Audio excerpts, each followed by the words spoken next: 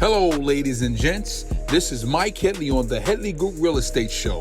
This is a podcast designed for real estate professionals who's thinking about getting a career in real estate or who's already been in the business. We'll learn some great tips and tricks from the professionals and the veterans. Continue to tune in. Hey, ladies and gents, we are back with another fabulous episode on the Headley Group Real Estate Show. I always tell you, we have a treat for you. We have experience, the deep seasoning, the mild, and new beginners. I think I'm gonna put this brother right here at a mild status. Got the insight, he has the skill set, and he's doing his thing up in that great Chicago area. Brother's a host of an awesome podcast called The Wolf and the Doctor. He's an investor as well as a fabulous broker in that Chicago area. Help you all your real estate needs. Let's give a nice welcome to Mr. Glenn D. Curry of Keller Williams Realtor. How you doing, brother? I'm good, man. I'm good.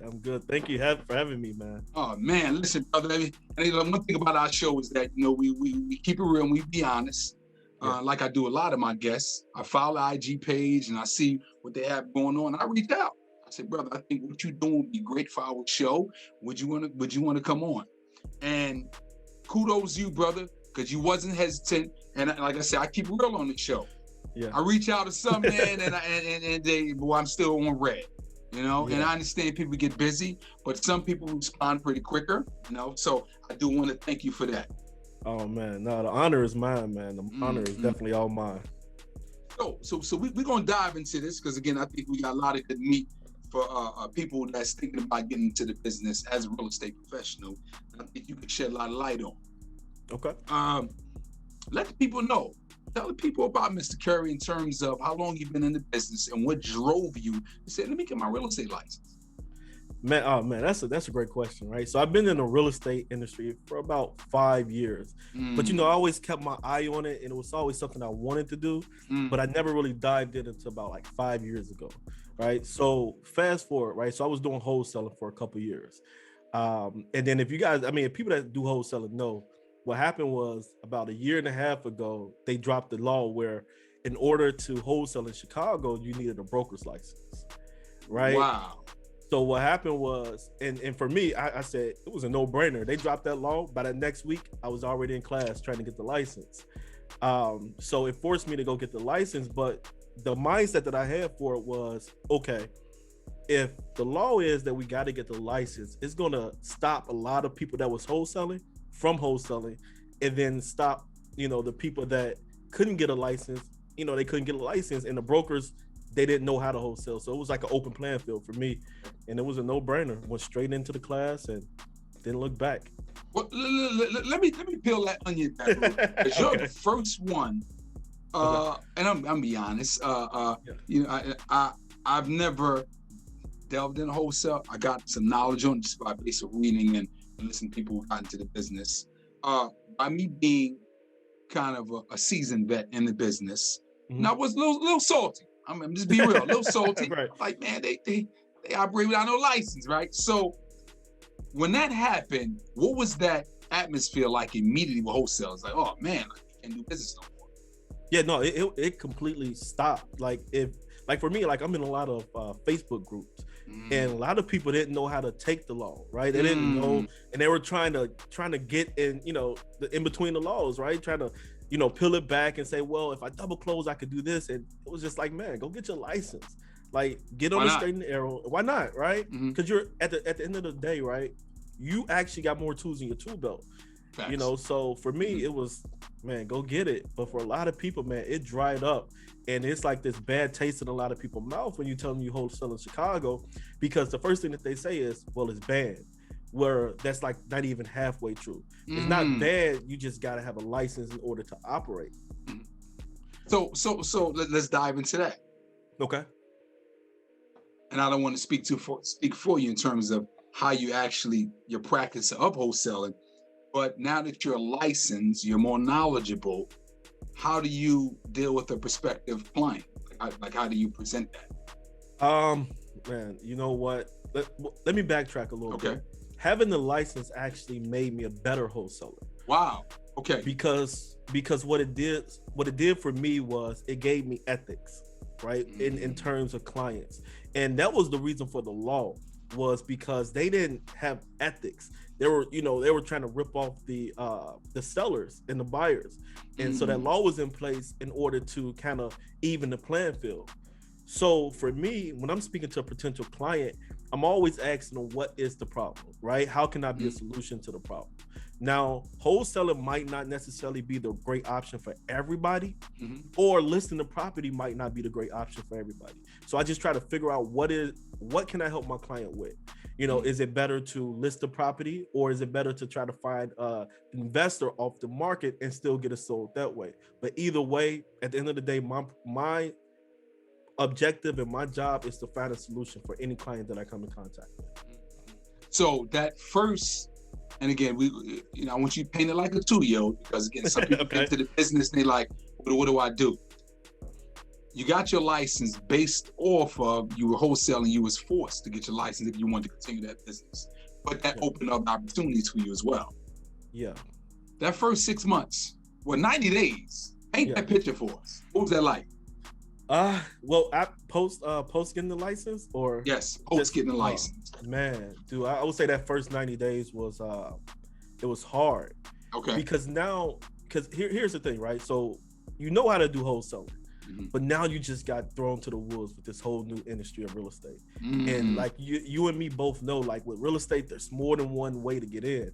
So for me, it was the retail part, and it was new to me. So it was like I was a kid all over again, and I had to learn it from scratch. First 90 days was hard.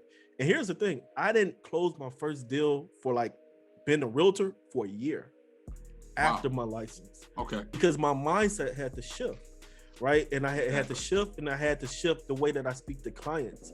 So, and making sure, here's the thing too, when you're wholesaling, you're not selling property, but you're selling a contract. So for me, it was more paperwork. It was more trying to figure out how can I help the client, right? And the first 90 days was just difficult, man. I would say the first 365 days. 365, your first, exactly. So when you got that that first deal, what was that feeling like? Was it just a thank God, or like, yo, okay, I can really work this thing here? No, both. It was like, both. Man, gotcha. It was like, man, thank God, I'm because you start to doubt yourself after a while. You start to tell yourself, well, am I really made for this? Was this the right choice to make? Right? And for me, I was like, man, I don't know, man. I think it was just like a mixed emotions, but it really opened my eyes, like, yo, I can really do this. Like, if I really wanted to, I can really do it. And I kept going, and I kept learning, and it made me a better realtor. It made me a better wholesaler. It made me a better, investor all around, because it taught me the foundations. And I think that's the misconception people have. When you're a realtor, it teaches you the foundations of real estate. And it helped me so much. It was a lot of stuff that I was missing wholesaling, as far as like knowledge and terminology and contracts. And man, it just put everything in perspective for me after the test. I see. I think, well, you cracked so many golden nuggets there. I got so many quotes that I kind of live by, and I figure as though learners are earners, which you're familiar with that. And the fact that you dived in and said, I need some more knowledge, and it made things smoother for you, right? Yeah. Because what happens is, I think by us being brokers and held up such a high standard, we have to be knowledgeable. You don't want no lawsuit. Yeah. we don't want no issues. We don't want our license being this fall into all kinds of issues. We don't want that, right? So I commend you on that. Thank you. Hey guys, thank you for watching our show. We're gonna interrupt you real quickly. We are in the business of referrals. If you know someone looking to buy or sell, residential or commercial, here in the North Carolina area, refer us. We really appreciate that. Brother, let me ask you something here now. Now you're a broker, and you're doing your thing. Are you solo, or are you on the team? I'm by myself, man. By yourself? Yeah, you know what? I think the only reason I was by myself, and I think it probably would have been better off had I went to a team. I probably would have sold my first property a lot sooner. Okay. But my mindset wasn't there. It was more so, well, let me get this license just so I can wholesale. Right? It wasn't really more so, on trying to be a realtor. So I wasn't trying to get on a team. I wasn't trying to, to network with too many realtors. But after a while, it was like, why not? Why can't I do both? And that's when it just hit me like, yeah, let's do this. So would you say, and again, I know, and I don't want to put you in a corner here, but for you, not being on a team, you doing it solo, it was definitely a learning lesson. If you had to rewrite that again, what would that? Would you get on the team, or would you do your own? Oh, absolutely. No, absolutely. I would have got on the team, man. It would have saved me so much time, right? Because when you're on a team, you're leveraging the people experiences that are on your team. Okay. So for me, I had to go through those rough patches, stuff that I probably shouldn't have went through had I been on the team and just started to lean towards my team, for help and stuff like that. So if I could do it all over and rewrite it, first thing I would have did is, who team can I sign up for? Who team can sign up for? Exactly. What's the So what's the ultimate goal in the real estate sales? I mean, what do you say to yourself? Quarterly, 6 months, yearly goals? Because I'm trying to paint that picture for, like I said, a newbie. Yeah. What does that look like? So for me, I would say per quarter, I look to do at least 80,000. Right. That's been the goal since I started. It's at least 80,000 per quarter. But then ultimately, man, it really just comes down to, I mean, it's not really too much how many houses I sell. It's just can I reach that goal of that financial goal of the 80,000 per quarter? If that comes in the last month of the quarter or the first month, I'm okay. Gotcha. That's an awesome goal. So I take it, you said 80,000, and I don't know if that was too far a stretch for you, or was it kind of medium, or you put too much pressure on yourself to say, regardless, I got to lock in with this. I don't know, because you mentioned so much, which I applaud you on mindset. And we all know, I think that's 80% everything and it's 20% mechanical. Absolutely. So because if you're heading in the game, you'll always lose. How was that approach to it? Just to get my mind right and then we lock in with this number? Yeah, I think I think that you hit it on the head, man. Is getting my mind right for it, right? Because if you put a number like that in front of anybody, first thing you think is, yo, that's impossible.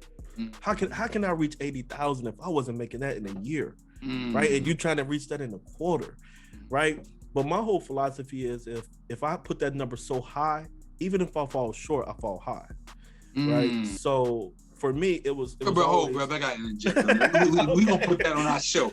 With that again, brother. We can't let that go past. Say that one more time. Yeah, I said, man, like even if I fall short, I still fall high. I love that because it's gonna be a snippet when we promote the show. I like that. Yeah, absolutely. But carry on though. Yeah, so for me, and if I'm being honest, like, have I hit it every quarter? No, I fell short some quarters, but some quarters I am on track to hit it. But it's just like you said, it's a mindset. And if I put the bar too low, then I'll always think that that's my ceiling, right? And so I got to keep going above and beyond. So for me, it's let's see how far I can put this bar. Because I'm a strong believer is, anything you put your mind to, you can do it. So 80K, for some people, they do that in a month. Why can't I do that in a quarter? So, yeah. Oh, man. I mean, brother, we got so many things that we share together that I think that's why I said, I think you'll be a plus for the viewers. Okay, we're going to ship, brother. We're going to ship. Tell me about it. What made you want to do it? What made you say, I need to add this to my tools? Both in the Doctor podcast, because this brother got awesome podcasts. What made you want to get that podcast going? How has it been going for you thus far? It's been going wonderful, man. The best thing about it is we came in contact with a lot of great guests and a lot of great networking along the way. But what really started and drove that was it's a college friend of mine, right? Both of our wives are really great friends. That's how we let me interject, brother. Where'd you go to school at? I went to Western Illinois. Okay, Western Illinois. Yeah. Gotcha. Okay, okay. I thought you went to. Thought you went to one of our sister HBCUs. Little, how they have the little battle. Yeah. Yeah, you know what though? But I did go to HBCU my freshman year. I went to Central State, Marauder. Central State. Okay. Yeah. We'll be around the CSU. Thank you. That's right. You will support it, brother. But go ahead though. Mm-hmm. But yeah, so we ended up starting it, man, because one of my good friends, right? He's an entrepreneur, right? But he also works 9 to 5. He's a professor. So the biggest thing was we wanted to tell both sides of the story, what it looks like, and we wanted to interview people that went to school and people that took the entrepreneur route and everybody else in between, because he's actually in between. He's an entrepreneur, he's a realtor, but he's also a professor. So we wanted to highlight what those different paths look like if you took the educational route, you know, what that looks like, and if you took the entrepreneur route, what that may look like. And pretty much neither career path is wrong. It's just different. And that's what we want to circle about. That's what we want to, highlight, is that neither one of them is wrong. It's just, what works for you. And just to piggyback off that comment, I've always said is that when you're climbing a tree, to get that apple, it doesn't make no difference how I get there. Just because the normal way of, hey, I might get a ladder, or I might find a way, I might want to chop it down to the roots so it can come to me. There's no particular way, as long as we get the apple, right? So I commend you on that. I mean, that's awesome analogy. What so now the podcast is going good for you. What has the attention been like in terms of your business? Since you've been having a podcast? Like, what's that look like? As far as new clients? Like picking up new clients and referrals.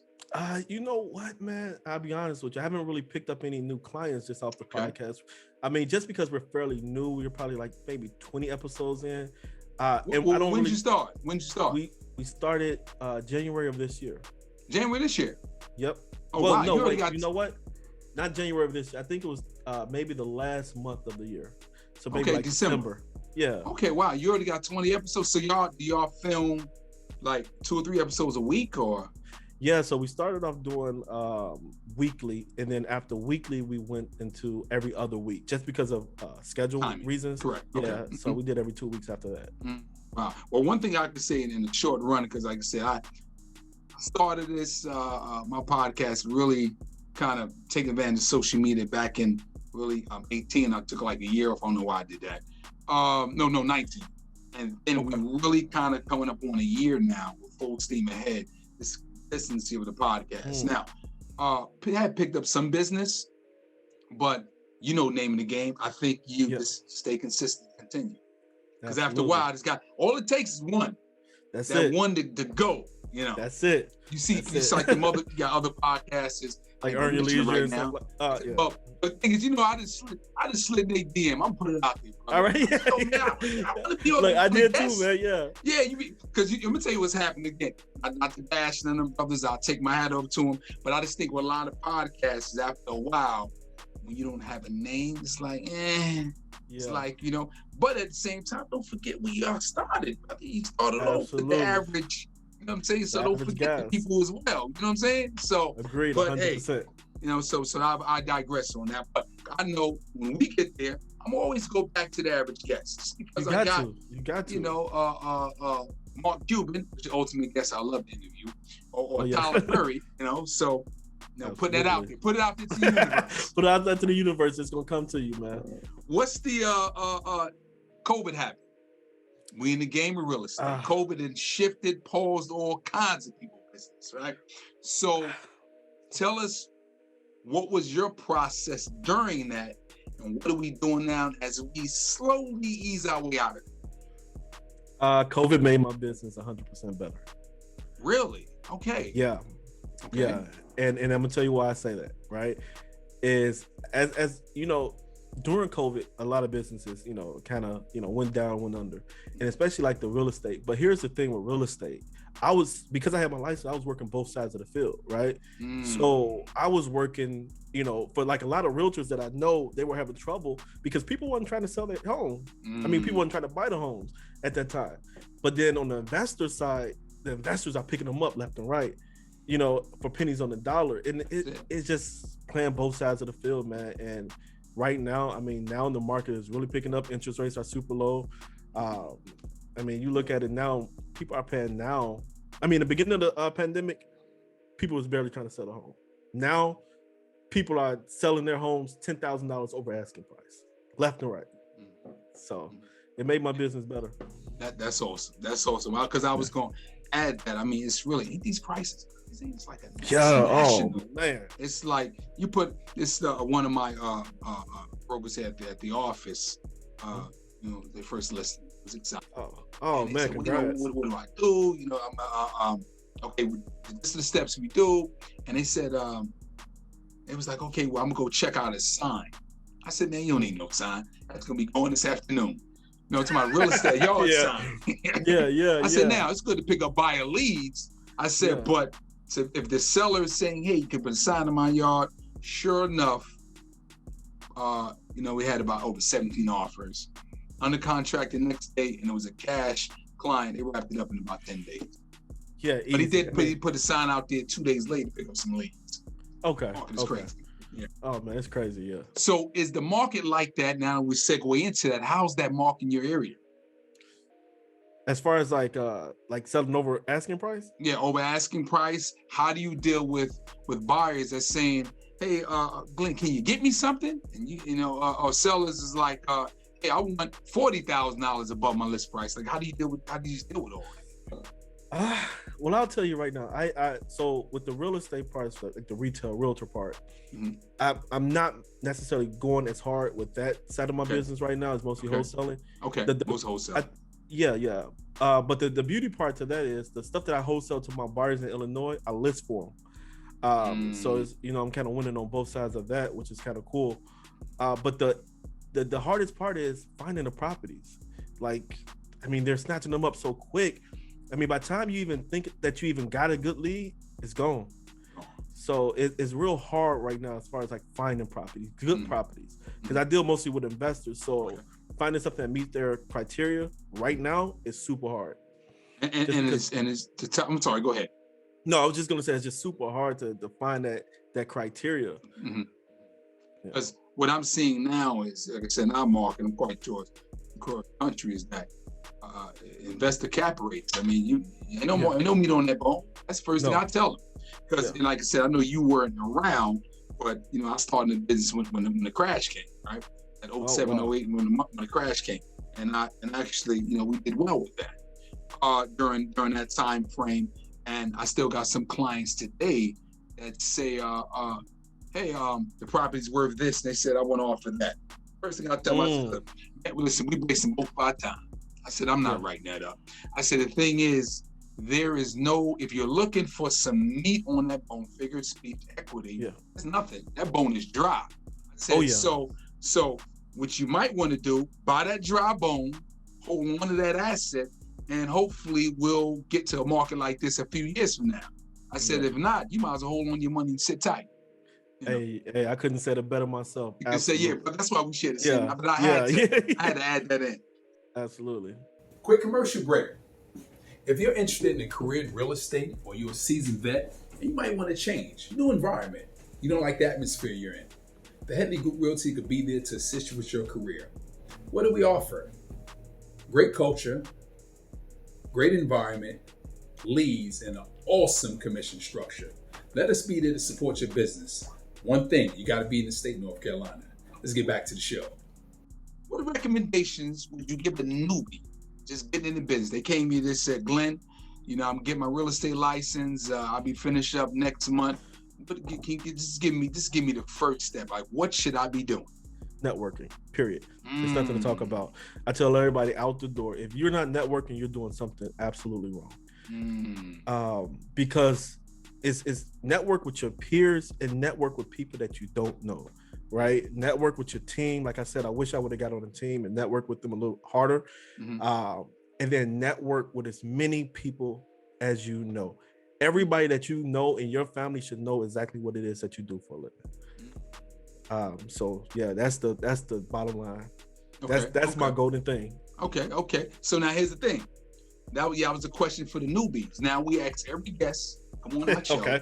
We said, give us 2 golden nuggets, whether it be a quote, scripture, a book, a good recommendation, anything that you got in your arsenal that you said, I live by this, I stand by this, and I'm gonna pass this on for the viewers out there. two golden nuggets. Golden nuggets, and it could be a book as well, right? It could be anything, brother. It could be a book. First book, right? This is the book that literally changed my life, and I think every real estate investor, everybody probably says it. Rich Dad Poor Dad. Robert Kiyosaki, man. Okay. That book changed my life because it made me shift my mindset.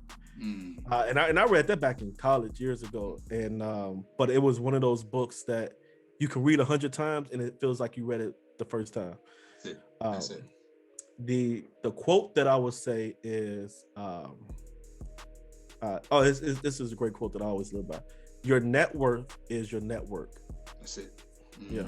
That's it. Yeah. And you know, the thing is, we hear so much about that, and they be like, it's so cliche, but that's the juice. Oh yeah, that's it there. You know, who you be around, association brings on assimilation. I'm a firm believer in that, right? I mean, whether it be anything. And the thing is, subconsciously, you don't even realize it, but you got them Debbie Downers that's pulling you down or holding you back. You like, you know, I had a friend of mine. Let me share this real quick with you. Again, I don't mean to take over the show, but I'm just adding on to your piece here. I was like, why am I always feeling when I'm talking to him, right? And what it was, he was always complaining. Trying to find a solution. Always complaining. And then finally I said to him, I said, do we got a solution to that? I said, no. I hear what you're saying, but is there a solution? Because there's a solution. But now, if you don't want to do it, you just want to vent, that's a different story. Right? Yeah. Now, if you want to vent to me, that's cool. We can vent. But if you want to complain, tell me a solution as well. Right? And then he said, let me think about that. But get this though. You never complain to me again ever. Right? Yeah. But so let me ask you this final question. Okay. Is there a question you wish I would have asked you that you like to answer? Oh wow. Dude, that is a good question, man. Good question. You caught me off guard with that one. You called me off guard, man. I'll admit that. So good, I would say a question that I wish you would have asked me and I would have answered. Why haven't we worked together, you know, up until this point, man? Why am I just now finding out about this awesome podcast, man? Whoa, brother. Right, look, I had to throw it back at you. I love that. I had to throw it back at you. I love that you threw that alley-oop, man. But here's what I'm gonna say to that. I'm a firm believer that whatever's the past, the fact that we connected, now we build off of that, it's a fabulous thing. It's not just Hollywood talk without call, you know? So this way we can, you know, I got some business. Hey, brother, listen, let me send you somebody. And you know somebody in the state, hey, Mike, check this out. I'm down, you know I'm in North Carolina, right? You know that? No, I didn't know. I got my sister-in-law in North Carolina. Yeah, I'm in North Carolina. I'm originally from Brooklyn, New York. Went to college, I ended up staying, you know, just trying to grow this business. But North Carolina. So again, any leads, you know, we got you, you know. So first I want to give a round of warm welcome and a good round of applause for Mr. Glenn Curry for this great interview and this great podcast for Wolf and the Doctor. And he took some time out. He said, I would love to do on the show, and I want to give him kudos for that. I want to thank you, brother, for being on the show. And again, I want to do your show. Absolutely. Let's give a round of applause for Mr. Glenn Curry. Thank you. Next time on the Headley Group Real Estate Show.